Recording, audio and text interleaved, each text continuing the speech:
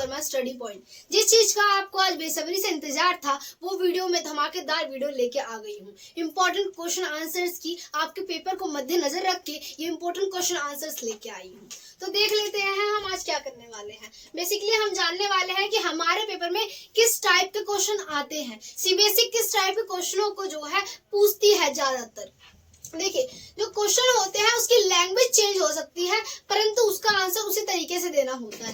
देखिए, इसके वैश्वीकरण का अर्थ क्या होता है। ये 2 नंबर में आता है, ज्यादा से ज्यादा पूछा जाता है। 2019 में भी ये क्वेश्चन पूछा गया था और 2013 में भी ये क्वेश्चन पूछा गया था। यानी प्रीवियस ईयर क्वेश्चन पेपर देख के ही मैं आपको बता रही हूँ कि कौन कौन से क्वेश्चन ज्यादातर पूछे जाते हैं सीबीएसई बोर्ड के द्वारा। तो वैश्वीकरण क्या आप बता दीजिएगा वैश्वीकरण के बारे में कि वैश्वीकरण एक प्रक्रिया है और वैश्वीकरण का अर्थ होता है प्रवाह, विचारों का, वस्तुओं का और व्यक्तियों का जो कार्य की तलाश में एक जगह से दूसरी जगह आजीविका के लिए जो है एक देश से दूसरे देश में जाना, इसी को क्या बोलते हैं वैश्वीकरण। तो आप समझ पा रहे हो वैश्वीकरण होता क्या है। ये एक बहुआयामी प्रक्रिया है और इसमें क्या होता है, ये बहुआयामी अवधारणा है। इसमें जो है राजनीतिक रूप से, सामाजिक रूप से, सांस्कृतिक रूप से हमें जो है परिणाम देखने के लिए मिलते हैं। देखिए, वैश्वीकरण के किन्हीं 3 लाभों की व्याख्या उदाहरण सहित कीजिए। देखिए, जो वैश्वीकरण के किन्हीं 3 लाभों की, मान लीजिए आपको सांस्कृतिक रूप से किस प्रकार के बेनिफिट्स हो रहे हैं, राजनीतिक रूप से किस प्रकार के बेनिफिट्स हो रहे हैं, आर्थिक रूप से जो है भारत सरकार को किस प्रकार के लाभ हो रहे हैं वैश्वीकरण को 1991 में अपनाकर। तो ये होता है इसके अंतर्गत। जैसे कि अगर मैं आपको बताऊं 1991 में जब भारत सरकार के द्वारा वैश्वीकरण को अपनाया गया था, जब 1990 में जब नहीं अपनाया गया था तो उसका जो क्या सकल घरेलू उत्पाद था वो 5.5% था, परंतु जब वैश्वीकरण को 1991 में अपना लिया गया वो 7.5% हो गया। तो इससे क्या है बेनिफिट हुआ हमें।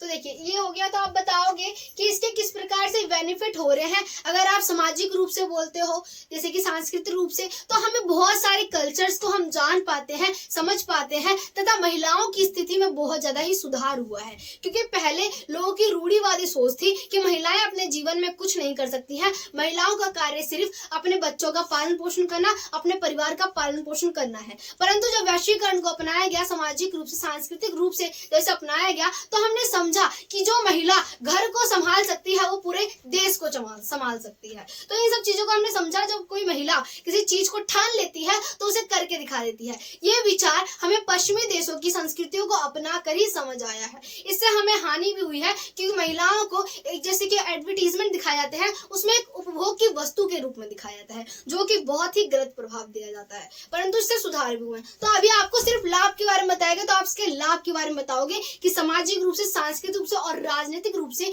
इसके किस प्रकार के लाभ हुए हैं।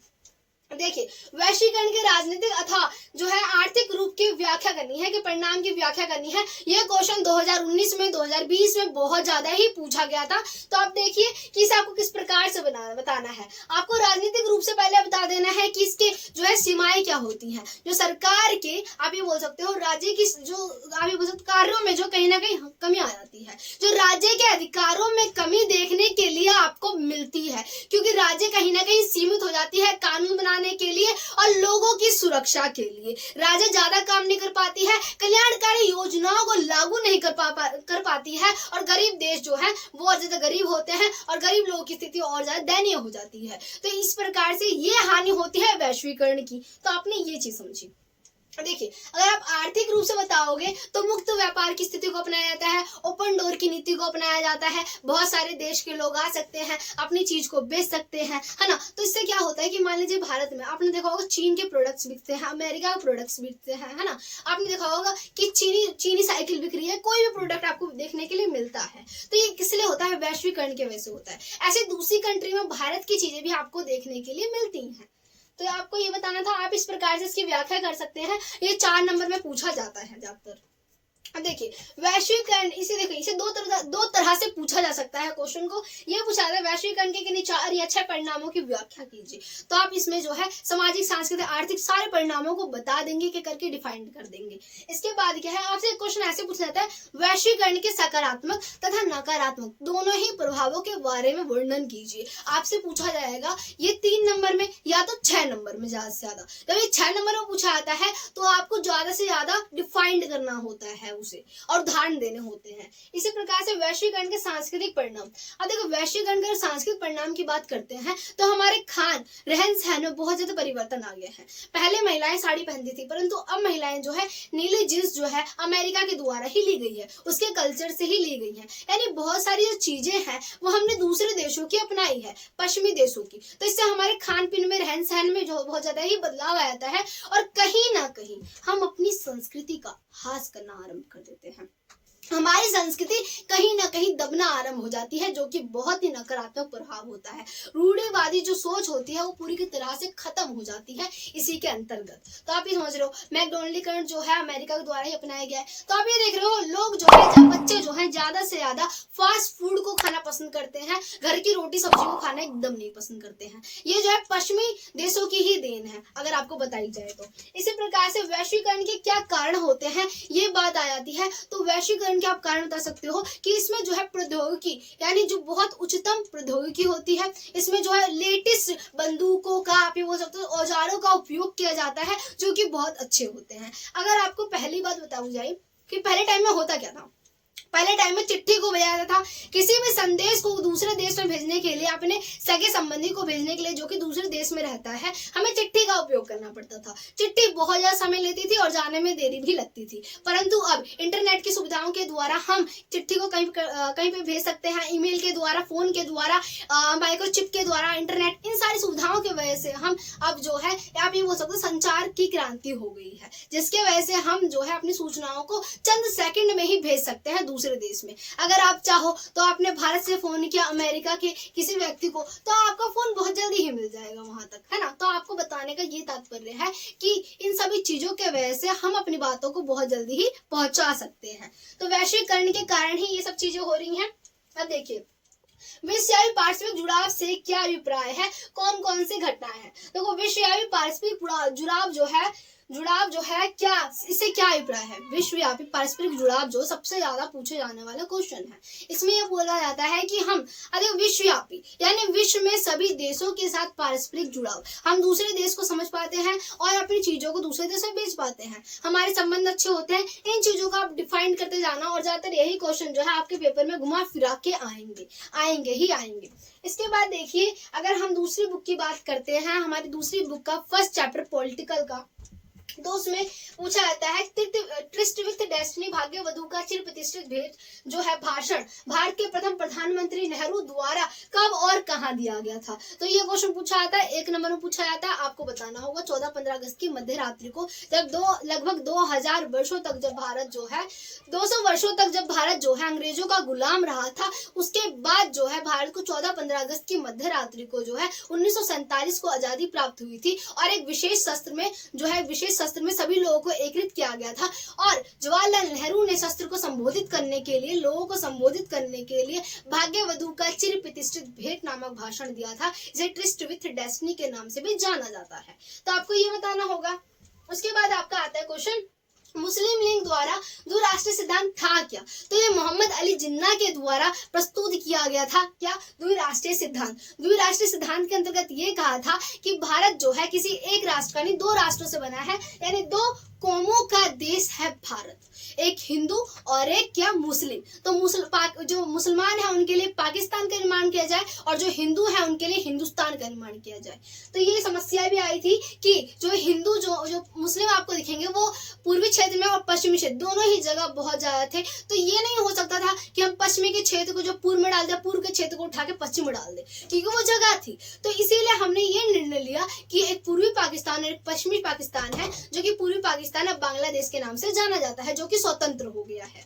तो देखिए इसके बाद क्या है कि 1971 में स्वतंत्र हो गया था। इसके बाद क्या है, रजवाड़ों के द्वारा विलय में पटेल की भूमिका। ये सबसे ज्यादा पूछा जाने वाला क्वेश्चन है, 6 नंबर का आता है। अपने 6 नंबर बचाना चाहते हो तो इस क्वेश्चन को जरूर याद कर लेना। तो देखिए इसमें है क्या, पटेल जी की भूमिका बतानी है। 565 रजवाड़ों के विलय करवाने में पटेल जी की क्या भूमिका थी। उसमें से बाकी रजवाड़े तो मान गए थे, परंतु 4 रजवाड़ों के विलय में सबसे ज्यादा समस्या आ गई थी। एक मणिपुर के जो रजवाड़े थे उनको लेकर, जम्मू कश्मीर के, हैदराबाद के, इन सब रजवाड़ों को लेकर बहुत ज्यादा समस्या हमें, और हैदराबाद के निजाम, इन लोगों को देख के हमें टोटल 4 को देखकर बहुत ज्यादा समस्या समस्या आ गई थी, ये जो है भारत में शामिल नहीं होना चाहते थे, परंतु बाद में हमारे पटेल जी के द्वारा इन्हें शामिल कर ही लिया गया था। उसके बाद स्वतंत्र भारत के समय रजवाड़ों के विलय में करने वाले किन किन समस्याओं का सामना करना पड़ा था। तो देखिए, स्वतंत्रता के समय रजवाड़ों के विलय में जब स्वतंत्रता प्राप्त हुई तो क्या क्या था, अंग्रेजों ने फूट डालो और राज करो की नीति अपनाई और उन्होंने ये बोला कि अब भारत जो है आजाद होने जा रहा है। रजवाड़ों की मर्जी, या तो वो भारत में शामिल हो, या तो पाकिस्तान में शामिल हो, या तो स्वतंत्र रहे। और ये रजवाड़ों को खुद ही निर्णय लेना है, वो अपनी जनता से नहीं पूछेंगे क्योंकि जनता उसके लायक नहीं है। जनता के पास कोई भी अधिकार नहीं है, सिर्फ राजा के पास है, राजा निर्णय करे। यानी उन्होंने इस प्रकार से चीजों को ढाल दिया कि जो है दोबारा से नागरिकों का शोषण करना आरंभ हो गया और बेचारे फिर से दबने लग गए और राजाओं ने ये सोचा कि हम स्वतंत्र रहेंगे। हैदराबाद के निजाम ने सबसे पहले ये बोला कि हम स्वतंत्र रहना चाहते हैं और इसी बात से त्रिकोण के राजा जो थे उन्होंने अपने आप को स्वतंत्र रखने के लिए कह दिया। तो देखिए, पहले जो है त्रिकोण के राजा ने, फिर हैदराबाद की। इसके बाद आता है इंस्ट्रूमेंट ऑफ एक्सेशन है क्या। तो ये क्वेश्चन जो है 3 नंबर में 2 नंबर में बहुत ज्यादा पूछा जाता है, इंस्ट्रूमेंट ऑफ एक्सेशन है क्या। ये जो है सहमति पत्र के नाम से भी इसे जाना जाता है। जो भी रजवाड़े जो है इस पे साइन कर देते थे, सिग्नेचर कर देते, हस्ताक्षर कर देते थे, इसका मतलब ये है कि वो भारत में शामिल होने के लिए तैयार है बिना किसी बाध्यता के। तो ये होता है इंस्ट्रूमेंट ऑफ एक्सेशन। हमारे जो पटेल जी हैं उन्होंने बड़े ही सावधानी के साथ इस पे सभी रजवाड़ों के जो है हस्ताक्षर करवा लिए थे। कुछ समस्याएं आई थी परंतु उन्होंने उसको भी सॉल्व कर लिया था।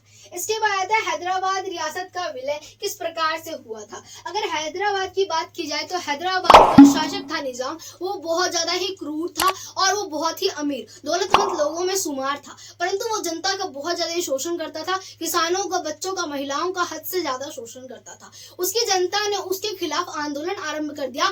आंदोलन को कुचलने के लिए निजाम ने रजाकार अर्धसैनिक बल को तैनात कर दिया। अर्धसैनिक बल बहुत ही बेकार था, उसने महिलाओं के साथ बलात्कार किया, महिलाओं का शोषण किया, बच्चों को मारा पीटा और जिसके वजह से बाद में भारत ने जो है हस्तक्षेप किया और उसके बाद जो है निजाम, भारत और निजाम के बीच में बहुत ज्यादा लड़ाई हुई। आखिर में जो है निजाम ने आत्मसमर्पण किया और भारत जो है, ये निजाम जो है भारत में शामिल होने के लिए तैयार हो गया।